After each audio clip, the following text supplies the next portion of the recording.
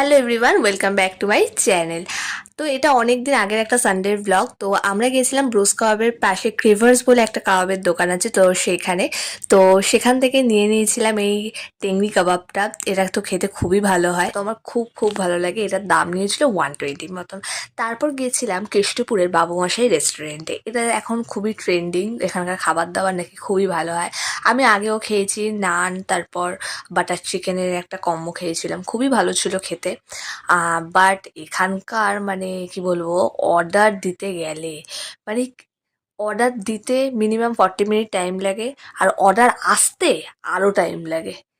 মানে কিন্তু বাট খাবার দাবার কিন্তু বেশ ভালো হয়, মিথ্যা কথা বলবো না, খাবার দাবার সত্যিই ভালো হয়। বিরিয়ানিটাও ভালো ছিল, আগের দিনেও যে যা যা খেয়েছিলাম সবই ভালো ছিল, খাবার দাবার খুবই ভালো। বাট হচ্ছে হলো এদের সার্ভিসটা খুব স্লো, বাট ওকে,